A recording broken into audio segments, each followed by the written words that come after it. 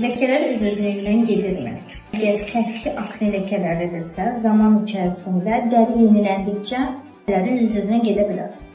Lakin dərinin çapıq ləkələrini, akne skarlar qəti şəkildə öz-özlüyündən getməz. Bunun üçün mütləq dərini yaralayan, yəni kollagenin stimulyasiyasını gücləndirən seanslardır o.